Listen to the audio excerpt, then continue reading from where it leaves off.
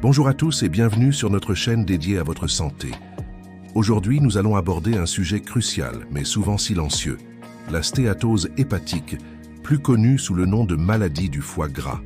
Imaginez votre foie, cet organe vital qui travaille sans relâche pour détoxifier votre corps comme une usine ultra performante. Maintenant, imaginez que cette usine commence à s'engorger de graisse, ralentissant toute sa production. C'est exactement ce qui se passe avec la stéatose hépatique.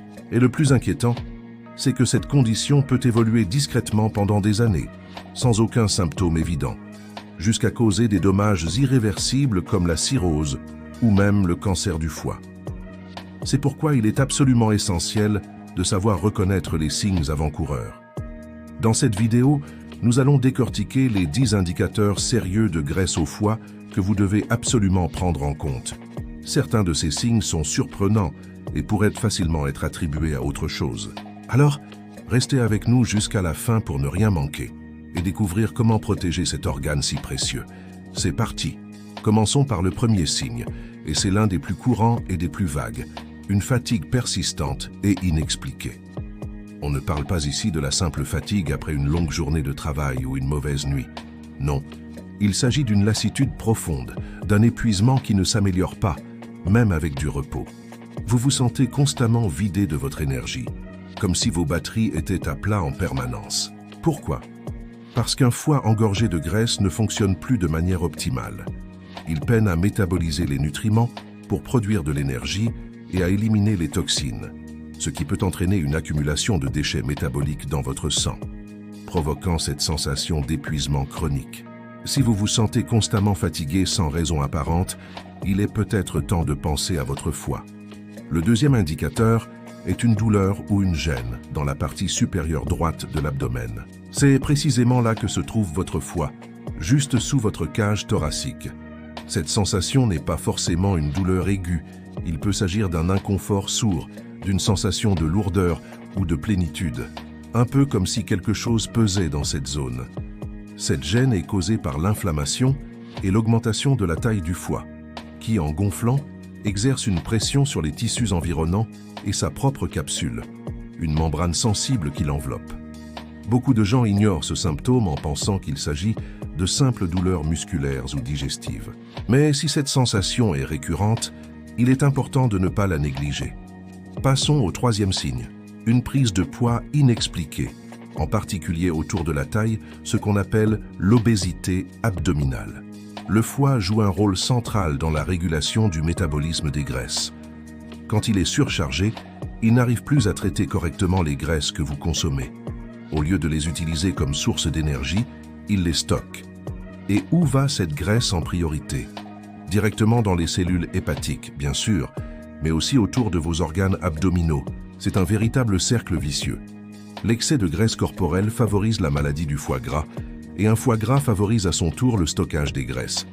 Si vous remarquez que vous prenez du poids principalement au niveau du ventre, malgré des habitudes alimentaires qui n'ont pas radicalement changé, votre foie pourrait vous envoyer un signal. Le quatrième signe est plus visible et peut être assez alarmant. L'apparition de l'ictère. L'ictère se manifeste par un jaunissement de la peau et du blanc des yeux.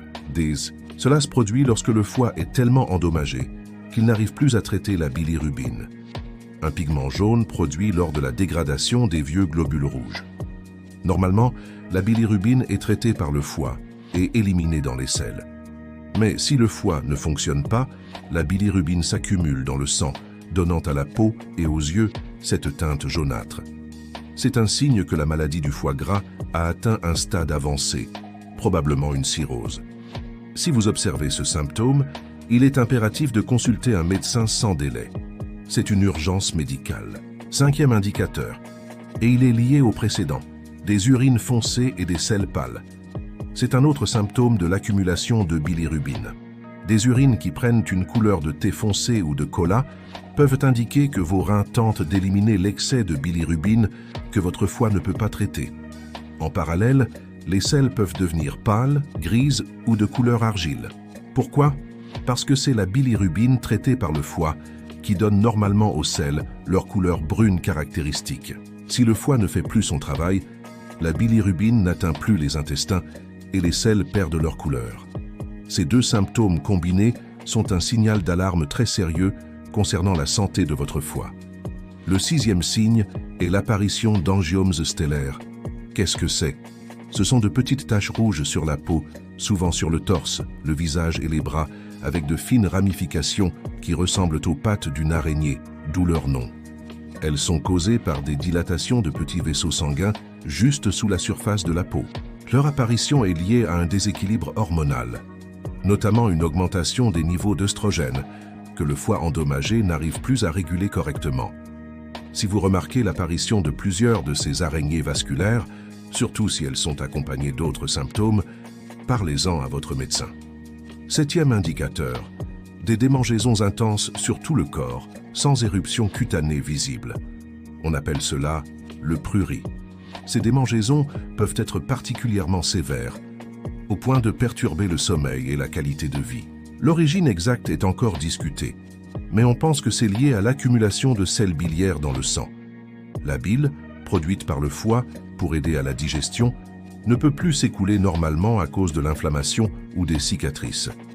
Ces sels biliaires se déposent alors dans la peau, irritant les terminaisons nerveuses et provoquant ces démangeaisons insupportables. C'est un symptôme souvent associé à des maladies hépatiques plus avancées. Huitième signe d'alerte, un gonflement des jambes et des chevilles, appelé œdème. Lorsque le foie est sévèrement endommagé, sa capacité à produire des protéines, notamment l'albumine, diminue. L'albumine est essentielle pour maintenir le liquide à l'intérieur de vos vaisseaux sanguins. Avec un faible taux d'albumine, le liquide a tendance à fuir des vaisseaux vers les tissus environnants. Sous l'effet de la gravité, ce liquide s'accumule principalement dans les parties inférieures du corps, comme les pieds, les chevilles et les jambes, provoquant un gonflement. Si vous appuyez sur la zone gonflée avec votre doigt, il se peut qu'une marque, un godet, persiste pendant quelques secondes. C'est un signe classique d'œdème et un symptôme très préoccupant. Le neuvième signe est l'apparition facile d'ecchymose et de saignement. Vous vous cognez à peine et un énorme bleu apparaît. Vous saignez du nez plus souvent ou vos gencives saignent quand vous vous brossez les dents. Cela pourrait être lié à votre foie. En effet, le foie est responsable de la production de la plupart des facteurs de coagulation, des protéines nécessaires pour que votre sang coagule et arrête les saignements. Un foie malade en produit moins. Résultat, votre sang est plus fluide et vous êtes plus sujet aux hématomes et aux saignements prolongés. Ne sous-estimez jamais ce symptôme, il peut révéler une insuffisance hépatique significative.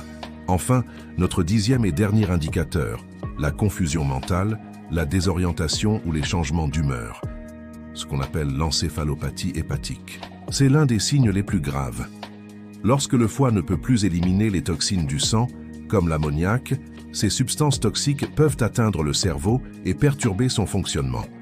Cela peut se manifester par des difficultés de concentration, une perte de mémoire, de l'irritabilité, une grande somnolence ou même des changements de personnalité.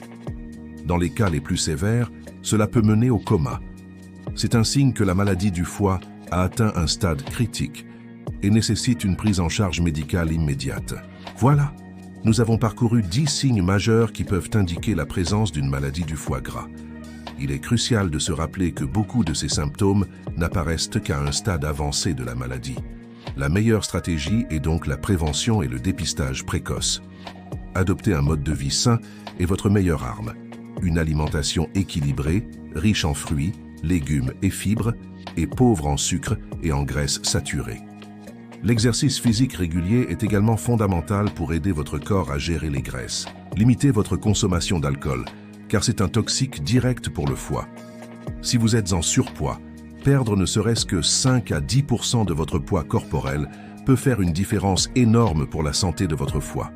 Si vous vous reconnaissez dans un ou plusieurs de ces symptômes, ne paniquez pas, mais ne les ignorez pas non plus. La seule façon de savoir ce qui se passe réellement est de consulter un professionnel de santé. Votre médecin pourra vous prescrire une simple prise de sang pour vérifier vos enzymes hépatiques et, si nécessaire, une échographie abdominale pour visualiser votre foie. La bonne nouvelle, c'est que la stéatose hépatique, surtout à ses débuts, est souvent réversible avec des changements de mode de vie. Alors prenez votre santé en main dès aujourd'hui. Merci d'avoir regardé cette vidéo jusqu'au bout. J'espère qu'elle vous a été utile. Prenez soin de vous et de votre foi. Si ce contenu vous a plu, n'hésitez pas à laisser un pouce bleu, à partager la vidéo avec vos proches et à vous abonner à la chaîne pour ne manquer aucune de nos prochaines publications sur la santé. À très bientôt.